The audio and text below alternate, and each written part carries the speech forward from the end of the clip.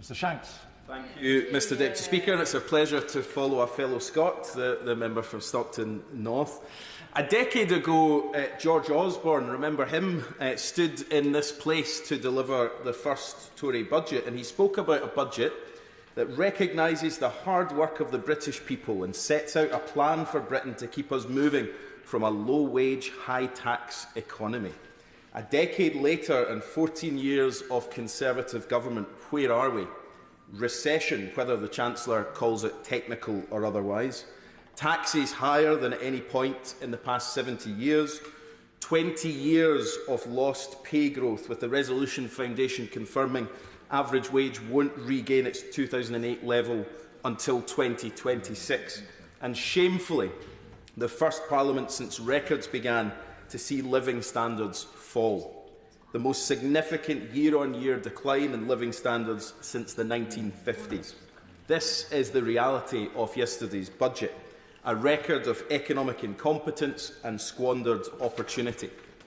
Will the public feel any change in their circumstances after raiding their pockets with 25 tax increases, with mortgages soaring, with food bills continuing to go up and up, with wages stagnating? Who on earth is going to feel any better off in these circumstances? And from the lacklustre response on the benches opposite during the budget yesterday, and from today's debate, which I've enjoyed enormously, but there's been more contributions criticising the budget than there have been supporting it, it seems they're not particularly impressed by it either. And no wonder, less than 24 hours after the Chancellor stood up, the chaos has continued. A floated promise of a £46 billion cut to national insurance without a single thought on how it's going to be funded, although I now hear that's been downgraded to the Chancellor expressing an ambition, which apparently is different, perhaps how Liz Truss expressed an ambition to crash the economy not that long ago. Putting off... I did say not to mention the name of current sitting members. Thank you.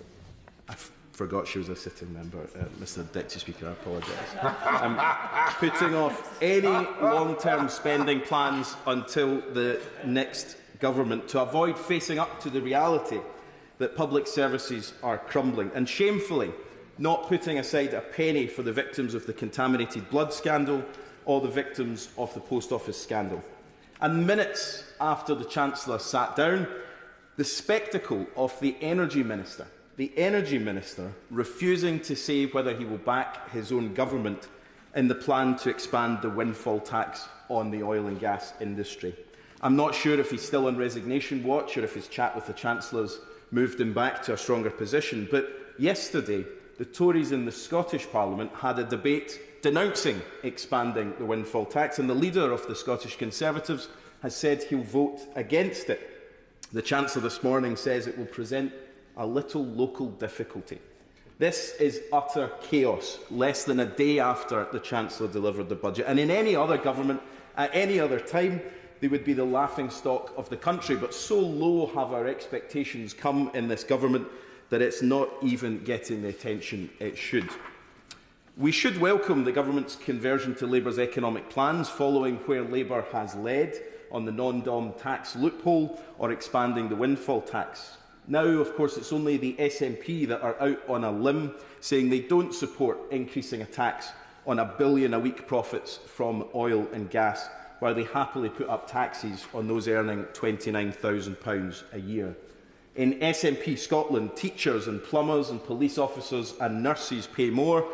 Oil and gas giants don't. Hard-working public servants? Yes, I'll happily give them. He's mentioned the specific case of nurses. Now, his colleagues were reluctant to acknowledge the fact that nurses in Scotland start off with much higher pay than they do in England. I did some checks while others are speaking.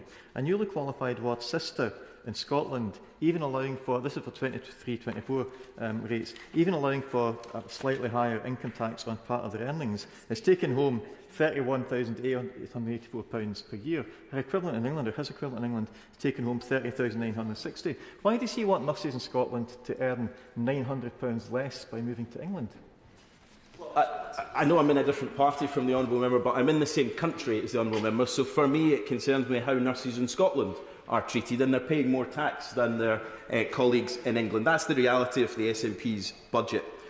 The truth is, the lack of economic growth across the UK means less for public services, and despite the Scottish Government receiving almost £300 billion in consequentials, including £237 million from increased spending in the NHS, I hope the Scottish Government will use that to invest directly in public services, especially in Scotland's NHS, where statistics have shown this week a damning picture in the 17 years the SNP has been in power. The list of inpatients waiting more than 12 weeks has gone up 125 times in a decade. And cancer treatment within 31 days is 3 times worse than it was a decade ago. All the while, taxes are going up in Scotland and wage growth is stagnating. The House of Commons Library has carried out some research which shows that weekly real earnings are lower today than they were in 2007, when Labour left office in Scotland and the SNP first came to power. The analysis shows real wages continued to rise until 2010, when the Labour government left power in the UK. But under the Tories and the SNP, the average Scot earns less in real terms now than they did in 2007. And Ernst & Young this week found that average employment growth in Scotland between 2024 and 2027 is expected to be just 0.8%, lagging behind all other parts of the UK. There are some really tough long-term issues in Scotland's labour market that we need to wrestle with. Long-term sickness appears to be a particular factor in economic inactivity in Scotland, accounting for almost 32% of inactivity compared to 27% across the UK. And there are difficult demographic trends too. These issues aren't easily resolved, but they require a government with a laser focus on the problem, not one hopelessly distracted in their own party. The Secretary of State spoke earlier about levels of employment in the UK, and there was a piece of research done recently by the Work Foundation and Lancaster University which found that of those in employment, 21% of workers are in extreme job insecurity. Workers that experience involuntary part-time work, involuntary temporary forms of work, precarious work, and a further 33% suffer from low or moderate insecurity. In other words, more than half of people currently employed have a degree of insecurity in their work. The UK is becoming a less secure, precarious place for people to work, and part of the cause of low productivity and rising levels of in-work poverty is this problem. This is a challenge for us to wrestle with, but one that we must. The Tories are the architects of this economic mess, ably assisted by the growing incompetence of the SNP, and neither can be the solution. Scots will rightly ask themselves, after 14 years of the Tories, after 17 years of the SNP, if they feel any better off, and the answer will come back no. They'll ask if public services and the NHS are better now in Scotland than they were 17 years ago, and the answer will be no. The only way out of this doom loop of economic chaos, of higher taxes and stagnant living standards, is real change, with a government focused on growing the economy, making work pay and turning the UK into a green energy superpower.